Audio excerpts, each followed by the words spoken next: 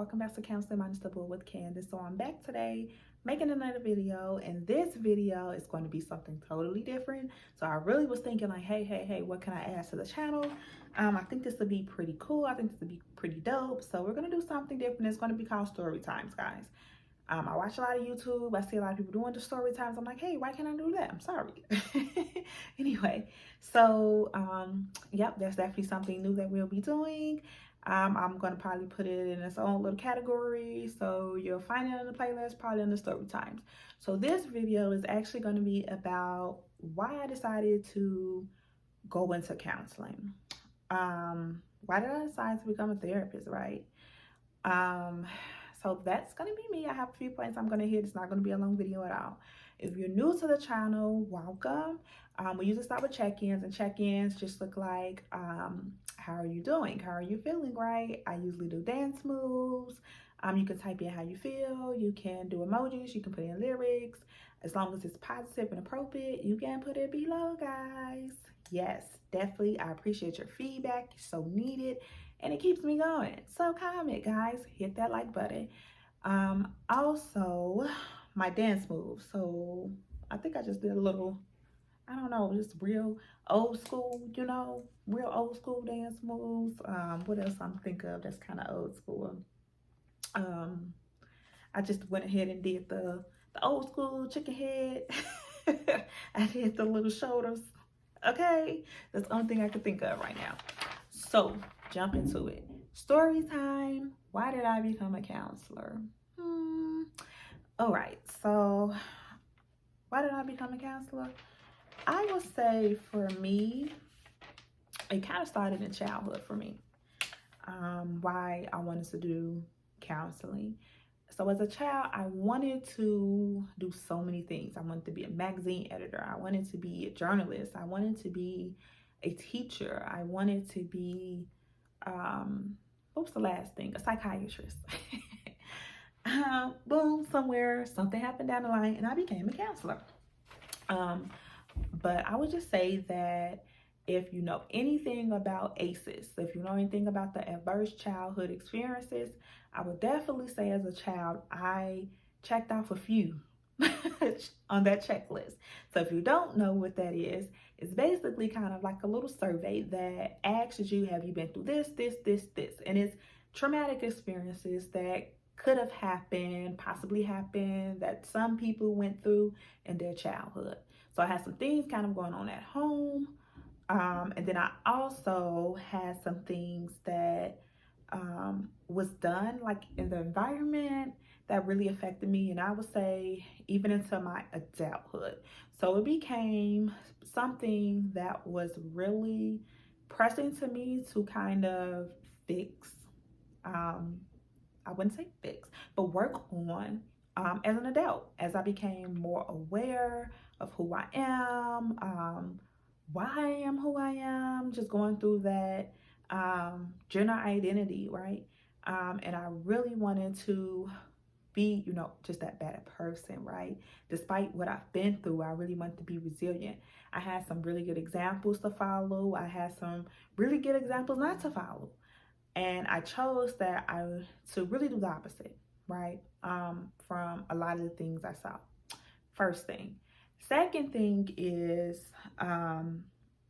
so we moved around quite a bit growing up. And one of the neighborhoods, so I actually stayed like in the Chicago area. So I actually, at the time growing up, as a young adult, I stayed in Chicago, and it wasn't the best area. If you're familiar with Chicago, it was the Roseland neighborhood. And just seeing the need for counseling, seeing the need for resources, seeing just the need of motivation.